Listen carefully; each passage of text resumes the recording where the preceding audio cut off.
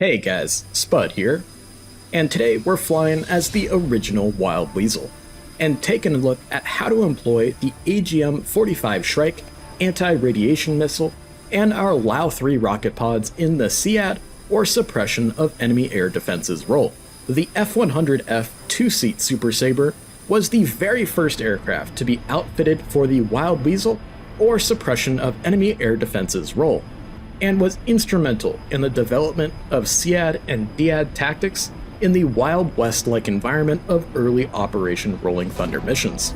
After just 45 days of operations over North Vietnam, the 354th Tactical Fighter Squadron, the first Weasels out of Takhli Royal Thai Air Force Base, only had one functional aircraft left and had lost 6 pilots, missing, killed in action, or prisoners of war, with a further number wounded. After this tutorial, I think you'll see why, when told of the details of their highly classified mission, their first reaction was, "You gotta be shitting me." While the purists out there may be thinking, "Hey Spud, the F-100D single-seat Super Sabre never carried the Shrike." And you'd be correct. However, the Project Highwire upgrades to the D model, in theory, allowed the aircraft to accept the modifications needed to carry and fire the Shrike, just the same as their two-seat sisters. Also, please keep in mind that we are using the Skynet IAD script in this mission to allow for far more realistic, and in my opinion fun, behavior of our SAM sites, allowing us to truly suppress a SAM site and force a SAM site operator to shut down his radar to save his own skin. If you'd like me to go into more detail about this script in the future, please leave a comment down below. So without further ado, let's jump into the cockpit of our Super Sabre and get started.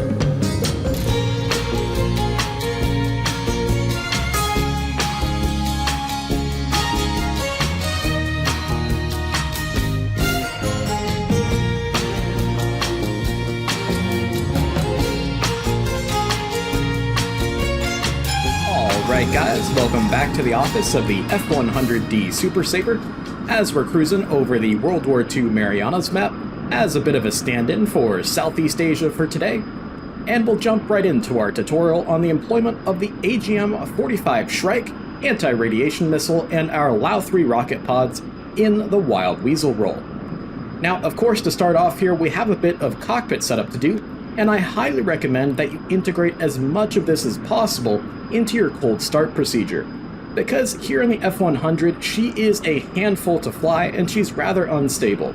So going super heads down on the cockpit to throw a bunch of switches can definitely get you into a dangerous, unusual attitude quite quickly. And of course, you don't want to get caught flat-footed flying over Indian country by AAA, SAMs, or MiGs, because your head is stuck way down to the cockpit trying to find a whole bunch of switches. But if you do find yourself in a situation where you do need to go heads down in your F-100, I recommend throwing her into a bit of a bank here and making sure you're nice and trimmed out. And this bank, and of course having a good trim setting, is going to prevent you from climbing or descending too much and getting into that dangerous, unusual attitude we want to try to avoid. Okay, so with that out of the way, to set up our weapons here in the F-100, most of the magic happens down on the left-hand console. So we'll make sure our jet is nice and trimmed out here. That's looking pretty good. And we'll come down here to our left-hand console to our armament panel. We can see we have power already brought to all of our hard points.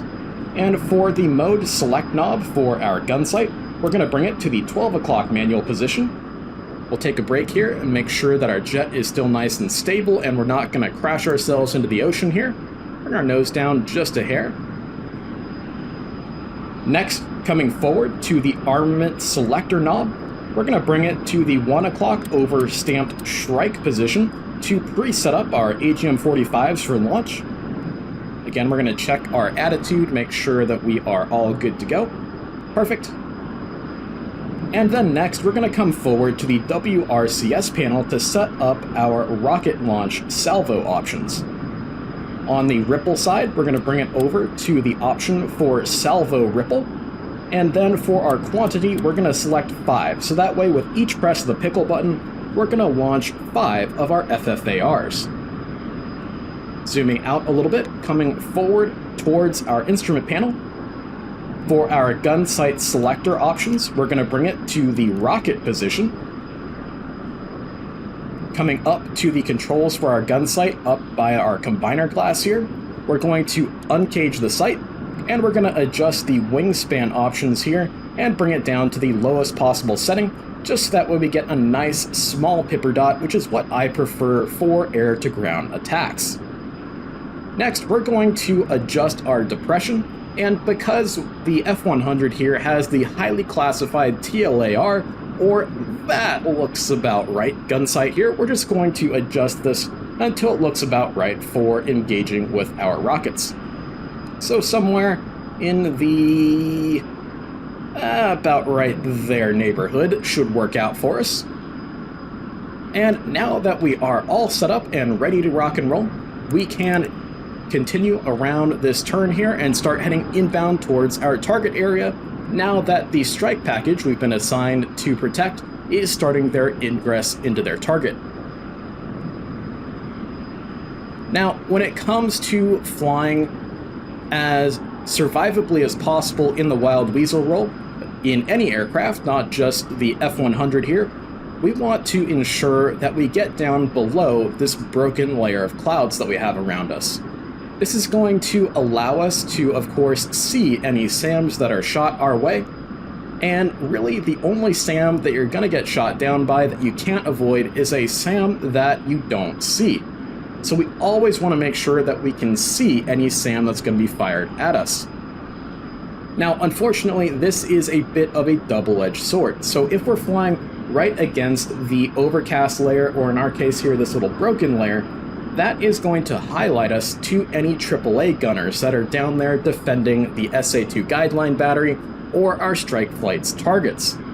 So it's something that you're going to have to weigh out, but in my opinion, it is definitely a lot more important to make sure that you can see any SAMs thrown your way, as opposed to making yourself a nice juicy target for any AAA gunners. And like we talked about in the intro to this video, we can see here that our Fansong radar is not actually broadcasting his radar out into the blind here, and that's because we're using the Skynet IADs script, and I highly recommend that you guys integrate Skynet into your missions and even your little practice runs, because it's going to make the behavior of SAM sites a heck of a lot more realistic. He's not just going to be broadcasting his radar into the blind here, because he wants to go home at the end of the day, just like we do here. And it's also going to make your operation of your AGM-45 Shrikes a heck of a lot more realistic, because you really shouldn't think of your Shrike as a hard kill weapon. It's more of a suppressive weapon. If the SAM site operator detects the launch of our Shrike, he's going to want to shut down his radar. And that's just as good as destroying the Fansong, because if his radar isn't illuminated, he can't guide a missile into us or into any of the aircraft in the strike package we're protecting. Now, if we do get a hard kill with the Shrike, that's all the better, but you really shouldn't expect it, especially with the very short range of the AGM-45 and its very small warhead. In fact, its warhead is so small and the weapon is so accurate, if it does hit the target, it's likely to fly right over the Fansong radar itself and impact just behind the van and potentially leave the van completely intact. But that's of course why we're carrying the LAU-3s, because hopefully we'll bait the SAM site into launching, highlight the location of the SA-2 battery, and then allow us to roll in and hit the target while the SAM site is suppressed by our Shrikes. Alright, we can start to see our target area. Now, the intel folks did tell us that the SA-2 battery is potentially on an airfield that's cut out of the jungle here, and it looks like I'm starting to see potentially a little clearing or a little cutout in the jungle right over here. A little hard to see. And then one small piece of cockpit setup we neglected is I'm going to bring my gun selector switch to the both position to give myself a hot gun trigger. So while we're rolling in on that SA-2 site, if we whiff with our rockets, we can spray down the Fansong radar van with some 20mm if we need to. So we may have to do a little fancy flying here in order to bait the fan-sawing radar operator into illuminating his radar and trying to track us. But it's much better for him to take a look at us as opposed to him trying to engage our strike package that we're protecting.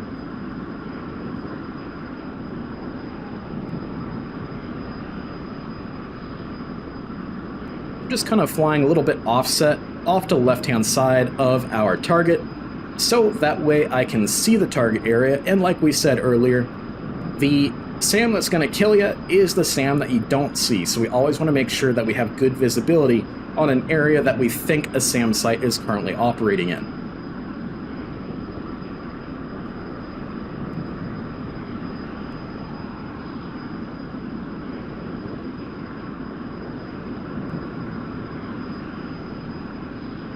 And there's some flak bursts. Looks like the flak batteries are starting to open up on us here.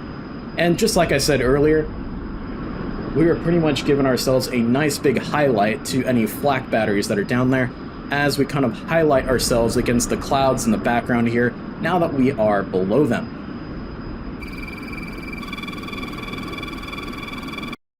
And boom, there we go. The SA2 guideline battery has now lit up, and we can see that we have the button for the G SAM, or Gulf SAM, is illuminated here. And we can see on the scope itself that we have a nice dashed line coming out to the location of that SAM site at roughly our 1:30, 2 o'clock-ish here. So about where the Intel folks told us that SAM site is going to be operating. So now we can take a look and verify that by looking at our CDI needles. The seeker head of our AGM-45 is connected to both the glide slope and the course needle, and this will help to guide us in both azimuth and nose elevation as to where the SAM site is, very similar to the flight director in the F-4E Phantom II. So we'll bring our nose on around to that SAM site here to demonstrate that. So we'll unpause. And looking at our CDI needles, boom, right there, we saw them start to come alive. And of course, the azimuth needle here is bringing us further off to the right-hand side, which checks out here. And of course, our elevation needle has our nose slightly below the target.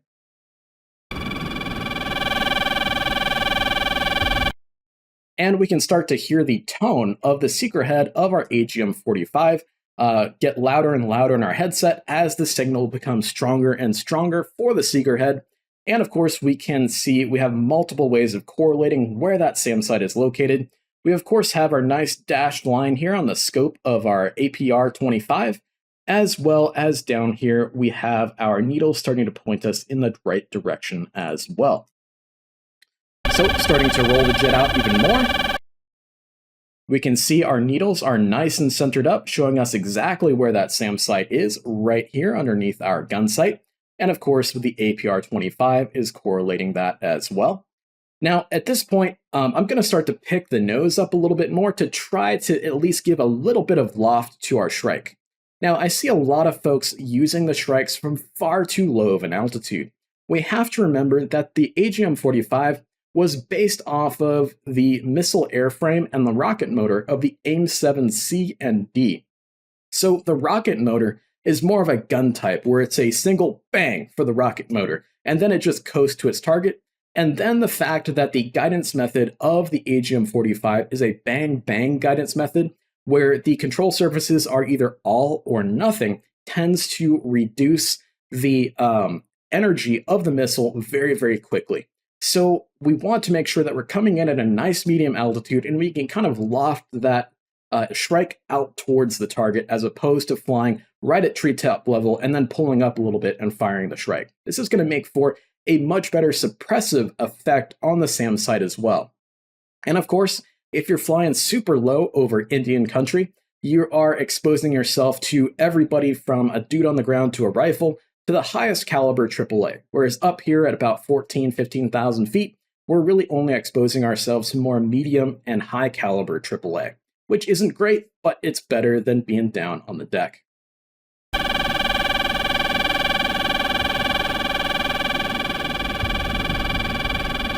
And And now we're just waiting for a launch tone.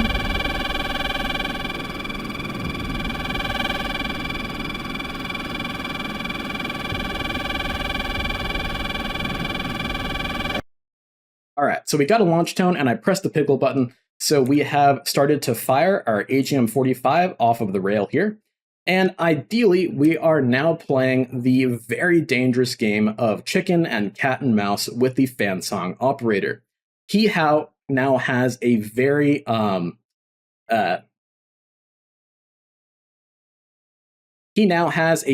dangerous decision to make. He can either keep his Fansong radar illuminated and try to hit me with his SA2 guideline, or he can elect to shut down his radar and make sure that he trashes the Shrike missile that I've now fired his way. Now, most of the time, the Fansong operator is going to shut down his radar because he realizes that the Shrike or the Standard Arm or whatever anti-radiation missile you're using is a fire and forget weapon. So now that we've fired our Shrike, they've launched an SA2 at us, we of course are going to go as defensive as possible here. So we're going to go ahead and unpause. I'm going to hit the afterburner, and we're going to start to turn away from that SAM site as expeditiously as possible. And boom, right there. As we start to roll out, as we're coming downhill here, we can see that the Fansong radar operator has elected to shut down his radar, and we have successfully suppressed the SAM site. Now it turns from a suppression mission to a destruction mission, moving from CAD to DAD. So we can see, looking out of our canopy here, where the Fansong radar. We can see, looking out of the canopy here, where our SA2 guideline battery is located. Thankfully for us, the SA2 has a huge smoke plume and kicks up a whole bunch of dirt and dust down there at the SAM site itself, so now we know exactly where it's located. So we can quickly switch over to our rocket pods and then move in to engage that SAM site while he is shut down and suppressed. Now, ideally, we're going to have teammates with us who will head in and make sure that they have a Shrike ready to go to keep that site suppressed, or we can do it ourselves by switching back super quickly to our Shrikes if needed. So coming down here to our weapon selector, we're going to bring it around to the 7 o'clock position for our rockets. We're going to come out of Afterburner here. And of course, the flak batteries are still doing their best to keep us away from this SA2 site. And we're going to set up for a nice roll-in maneuver, both to keep our... Oh, looks like we just killed our engine, so we're going to restart our engine. There we go.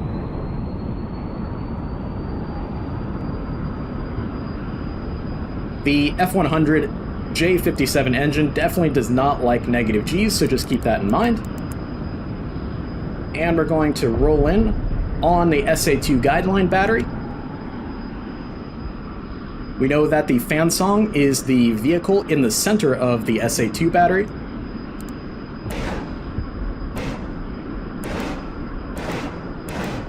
And we're just going to spray down the whole SAM site with our rockets. And ideally, we will have destroyed the Fansong radar van at this point. And we're going to keep jinking, making sure that we're still throwing off the flak batteries that are still engaging us here. And that's about it, guys. That's how you employ the AGM-45 Shrike and the LAU-3 rocket pods in the Wild Weasel role here in the F-100 Super Sabre. Alright guys, sorry for that terrible rocket run there, but I hope this video helps you guys out once the F-100D Super Sabre is in your hands. So if you liked the video, please leave us a like and a subscribe, and enjoy this beautiful game. Fly safe out there, guys, and we'll see you in the next one. Let me know what other Super Sabre stuff you'd like to see in future videos here. Thanks, guys!